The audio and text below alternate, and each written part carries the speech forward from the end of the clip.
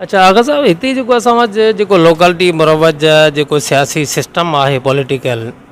इन में हिकिड़ो असां वटि जेको जिरगाई सिस्टम आहे उन जो हिकिड़ो वॾो इम्पैक्ट आहे असां वटि हिकिड़ो पॉलिटिकल जेका पर्सनैलिटी तेसि ताईं नथी ठहे जेसि ताईं कुझु न कुझु उन कम्यूनिटी जेका जिरगो सिस्टम आहे उनखे जेकॾहिं मुतारिक नथो कयो वञे कोट दुरानी जे अंदरि माज़ी में बि इहा थोरो कमी रही आहे त जेके पब्लिक इशूज़ ख़ासि करे जेके वॉलंटरी सॉल्व थियनि था जीअं असां वटि उन क़िस्म जो सिस्टम माना हिते न रहियो आहे जंहिंजे करे कुझु न कुझु इहा हिकिड़ी कमी महसूसु कई वेंदी आहे त उन हवाले सां तव्हांजो कुझु आहे ख़ौफ़ आहे हे ॾिसो ही जहान जा मसला ऐं हे ख़ानदानी मसला माण्हुनि जा जेका हलनि पिया ही 100 खां मथे सालनि खां हलनि पिया ऐं ही अहिड़ी शइ आहे त उन ते को फ़ैसिलो करे बि वेंदा आहियूं त पोइ 2-3 महीननि खां पोइ हिकिड़ो को नौजवान उथंदो आहे उहो पंहिंजे जोश जज़्बे सां वञी पंहिंजे हिसाब सां कमु को न को करे ख़राबु करे ईंदो आहे पोइ असां मतिलबु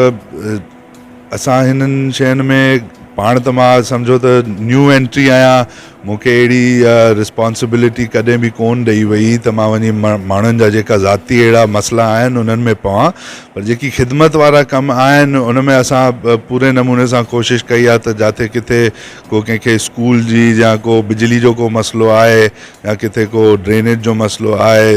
या जीअं मां ॿुधायो त फ्लड्स में जेकी राशन विराइण जो सिलसिलो हुयो ऐं माण्हुनि खे कुझु टेंट्स वग़ैरह ॾियण जो सिलसिलो हुयो उन में असां कोशिशि कई त माण्हुनि जी ख़िदमत कयूं त असांजी जेकी बि एक्सपीरियंस आहे हू अहिड़े कमनि सां आहे बाक़ी जेको इहो जिरगो सिस्टम ऐं इहे फ़ैसिला वग़ैरह आहिनि उन्हनि में असांजा वॾा जेका बि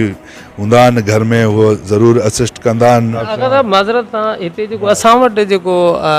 जेतोणीकि ॿाहिराड़ी ऐं शहरी जेको सिस्टम आहे त उतां जो जेको कल्चर आहे थोरो ज़रा मुख़्तलिफ़ आहे त हिते असां वटि जेको कल्चर आहे ख़ासि करे ॻोठाणो रूट ग्रास माण्हुनि जो उहे नंढा नंढा मसइला जेको उन में सुलहनामो असां उनखे चवंदा आहियूं त उन तरफ़ का पेशकदमी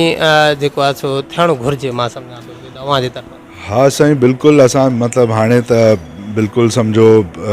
असांखे टाइम या शइ टाइम सां थींदी आहे जेसि ताईं तव्हां माण्हुनि सां उन लेवल ते मुलाक़ात न कंदो या माण्हुनि में न वेंदो ऐं पब्लिक डीलिंग न कंदो तेसि ताईं तव्हांखे इहा नंढी नंढी जेकी बि प्रॉब्लम्स माण्हुनि जी ॻोठनि जी थियनि थियूं उन्हनि जी ख़बर बि न पवंदी